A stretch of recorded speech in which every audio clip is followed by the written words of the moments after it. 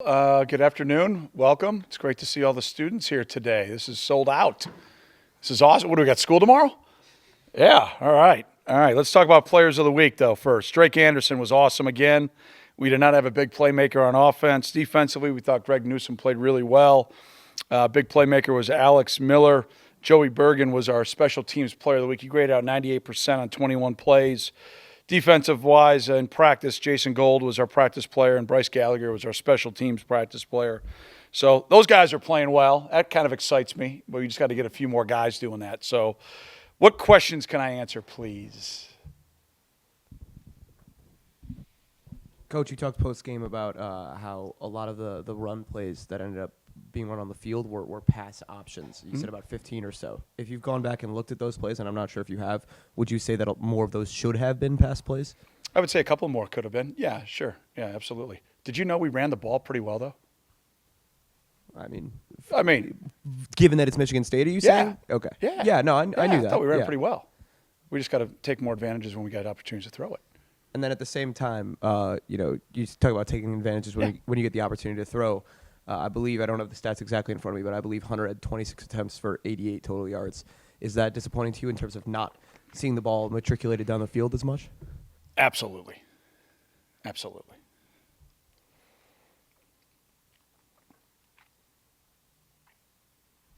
You guys waited all summer for me. Come on, let's go. Going up against Jonathan Taylor, Yeah. what is the key to stopping him and winning those battles at the point of Yeah, attack? I don't think you're going to stop him. I mean, if I had a Heisman vote right now, he's getting my vote. I mean, he's playing outstanding, absolutely outstanding football. Line's doing a great job for him. Blocking on the perimeter is amazing. They've got amazing balance right now in their offense. It's going to be a really huge challenge for our defense this weekend, without a doubt. JT's great. I mean, he's been a great player since the minute he walked into this league, and he's playing at as high of a level as any running back that I've seen in my time here. So, going to be a huge challenge. Huge challenge. What's the biggest weakness that you guys saw in last week's game that you're working on fixing this week? Oh, I don't have enough time. You talk about us? Yeah, I mean, we didn't win. I mean, that's the bottom line. We got to do things that winners do. We got to take care of the ball. We got to take the ball away. We got to make the right decisions with the ball when we have opportunities to make explosive plays. We had a critical drop. We had a critical turnover in 2 minutes. We miss a couple tackles on a drive route. We're not lined up properly on a drive route that lead to big plays. We give up a double move for a touchdown. We punted the ball into the wind, I think, like 28 times, it seemed like. So I would have preferred to have the wind. But we had a couple schematic things there that we got to clean up and fix. We got to coach better. We got to play better. That's the bottom line, and that's what we're working on right now. So a lot of work to do. There's no doubt about that. What was your reaction to Wisconsin beating Michigan as convincingly as they did? And defensively, what are they doing to be so dominant right now? Well, I think every week when you get into conference play is its own season. And there's so much noise outside of programs, right? The coverage of our programs are as high as it's ever been. So that's awesome. I mean, that's great, especially when you win, right? Our guys go to Instagram and hit thumbs up and everything. But when you look at each game in and of itself, it just kind of has its own personality, if that makes sense. And obviously, the job that Wisconsin's defense did was phenomenal. I mean, they had not given up a point in the first couple games, and then to really only give up 2 scores, and one happened off an explosion play and then one late. They're playing outstanding, absolutely lights out. And, you tip your hat to them. They're playing physical. They're fitting everything right. Their secondary is outstanding, absolutely outstanding. So we got our hands full. There's no question. Coach, how do you see your secondary shaping up the next few weeks, especially if Trey Williams continues to be out? I know A.J. Hampton's been picked on quite a bit, and they've had some plays against him. Yeah, he's just got to. We got to coach him better. We got to play better. It's went through the same thing last year with Greg. Young guy out there getting experience, and we got to obviously hopefully get Trey back here sooner than later. But AJ's just got to trust, number one, fundamentally, technically, the calls and just execute. And when he did, he was really good. Unfortunately, when we didn't, or we didn't help him, which we have to, Michigan State was able to make explosive plays. And they've got, obviously outstanding receivers just like Wisconsin does. So we've got to execute and we've got to help them. How has Jack Cohn progressed as a player since you last faced him? It looks like a guy second year starting. You know, he I think it was his first start against us a year ago. You know, and I'm sure Jack has learned a ton since then, like every player does. He's incredibly efficient in the Michigan game. You know, just really did a great job taking what the defense gave him. Took their shots deep like they always do. But he just really managed the game incredibly well. And he didn't force anything. He's played really, really efficient all season long. He looks like a guy who's just comfortable being the starter. And, you know, that happens through experience. And he looks like a guy playing with a ton of confidence right now. Again, outside of this week, I'm really happy for him. You know, he's a great guy. We recruited him. I just think the world of him. And I think he's playing at a really high level right now. It's on Hampton. Is there a way to hasten his learning curve? Or does he just have to go through? Everybody's got to go through it. I mean, I think back to my first time starting, and you know, we didn't have phones back then, so you know, the only people that knew I played terribly was me, my folks, and Ron Vanderlinden. So you know, nobody else was there. So you know, now it is what it is. And when you go out as a starter, you're expected to play at a high level, and if not, then we've got to create competition in practice, and then guys have got to seize their opportunities. And you know, AJ's had a couple of tough games, but we all have. We win as a team and we lose as a team, and he's just got to continue to work to get better. We've got to coach him better, and we've got to execute in the moment. You've said, on another subject, you've often said that the only reason your name's on the stadium is because of the defensive line in front of you. Why is that? And then when you're facing a guy like Taylor, what is the role of the defensive line, and why is it so important? Well, going back to the 90s, first of all, the game was a lot easier. I only had to go about 5 feet to my right and left, but those guys did a great job keeping me free, and I'll be forever indebted to them. They were incredibly unselfish, and you know, it's one of those situations where you get the credit, but really you didn't do the work. I just was unblocked, so I'm glad I made the tackles. With JT, what Wisconsin does a really good job of is formation variations and scheme variations to attack your front seven to make sure that they're going to try to outnumber you at the point of attack. And Coach Chris is a great friend. I have the utmost respect for him. We've known each other for a long time, and he's a phenomenal football coach. And his staff does a great job of putting pressure on you formationally. And then when you load the box, they got the talent on the outside to take the shots deep. You know, and the last time we were up there, obviously gave up big play early in the second half that really hurt. So, you know, we've got to be sound. We've got to be great with our eyes. We've got to fit well. We've got to be fundamentally sound, and then we've got to win on the deep ball. But we're going to have to tackle better. But them outnumber you in the box, does that make it harder for your defensive linemen to be block eaters and to keep the linebackers? Yeah, I mean, you just got to fundamentally execute, right? I mean, you got to control your gap. You can't, if you get reached, you can't get reached by two. You know, you can't go from the B gap all the way to the backside A gap. That compromises the defense.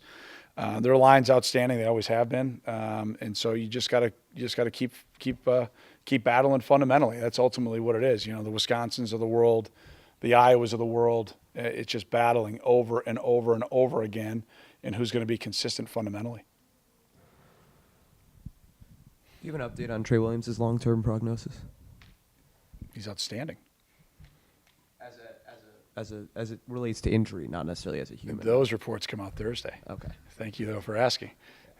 And then when you go into it, you talk about how good this Wisconsin defense has been.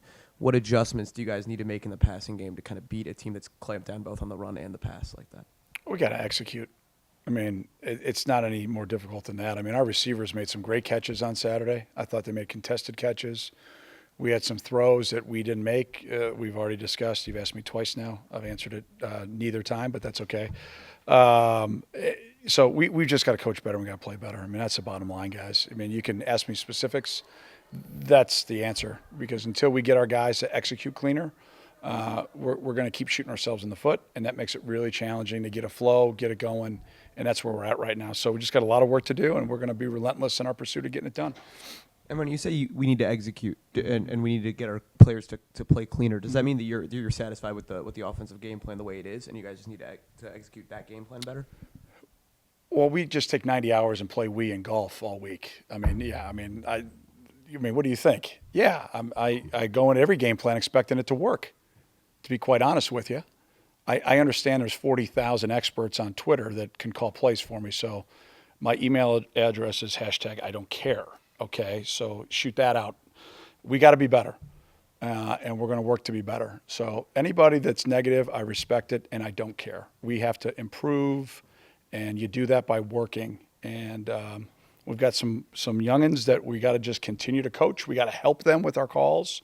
There were some calls that definitely we feel as we look back on all three phases in each game that we look back and go, why did we think that was going to work and it didn't work? And we hold ourselves accountable first. But anything beyond that, to me, is just fanaticism. I don't have time for that.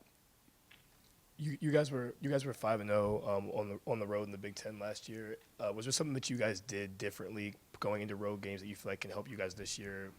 Yeah, I mean, we executed. I mean, it's nothing magical, guys. I'm sorry to disappoint you. We had guys that put the ball where it needed to be when it needed to be. We had guys make catches. We played complementary football. We took the ball away. We took care of the ball. We were sound in the kicking game. We had an injury there. We had a guy step up. We played physical. We found ways to win games. You know, it's really not magical. It's not. And when it's not working, especially offensively, it's ugly ball, and that's where we're at right now. We're not playing very pretty football right now on offense, and the inconsistencies. We've identified some things that we think we can correct quickly, and some other things are going to take time, experience, confidence, and we believe in our guys. We're going to be just relentlessly positive and relentlessly just vigilant in coaching the details.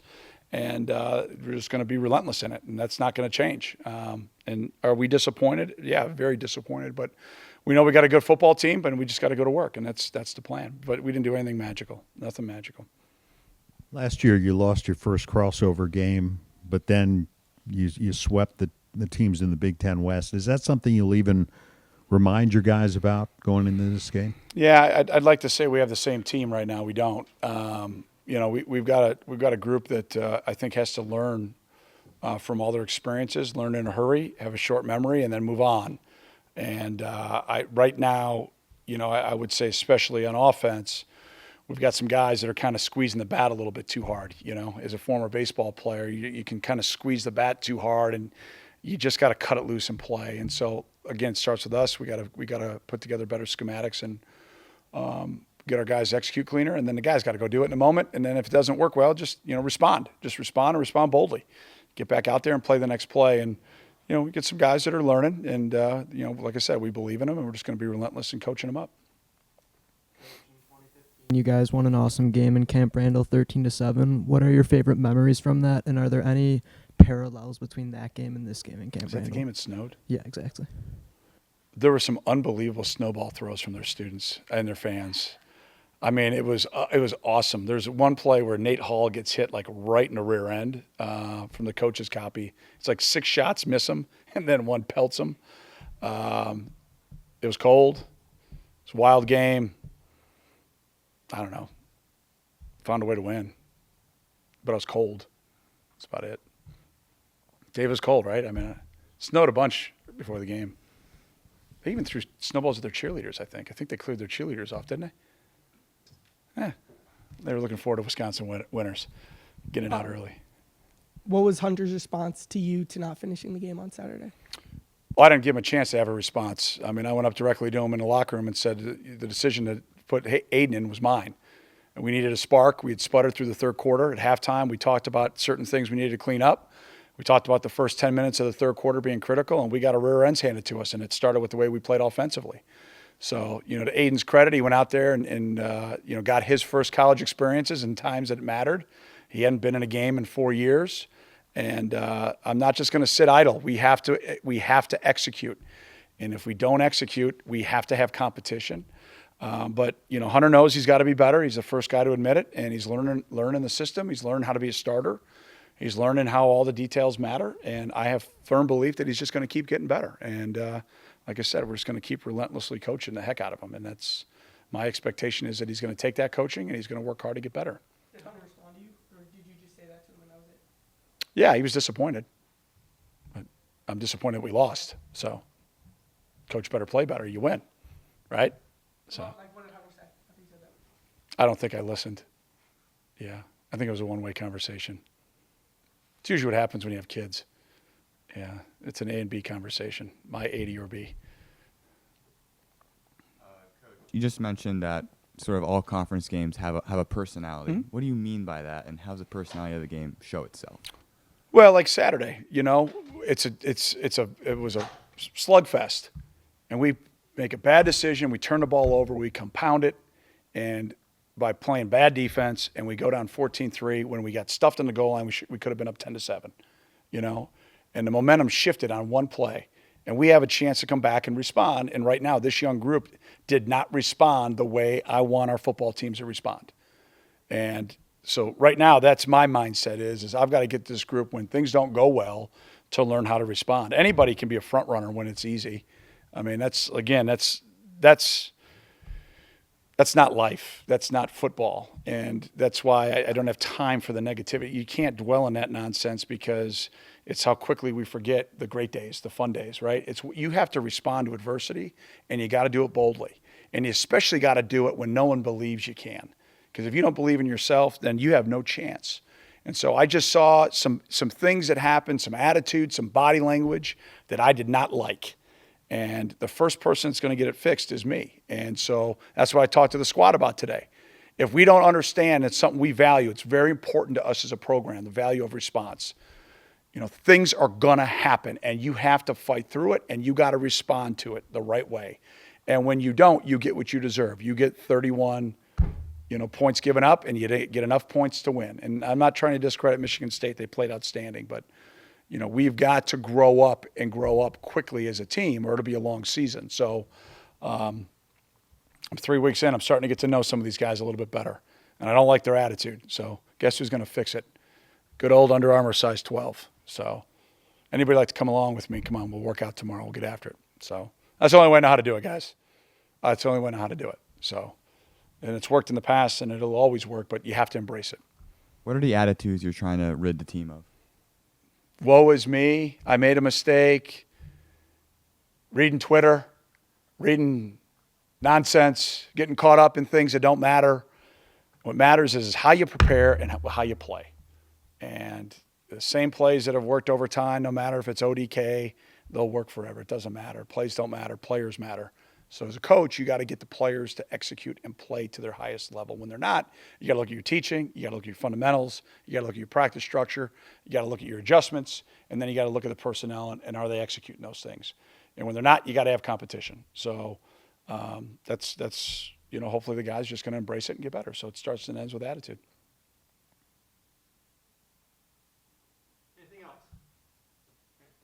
You guys are awesome. Have a wonderful first day of school. I am not jealous of you. Go Cats.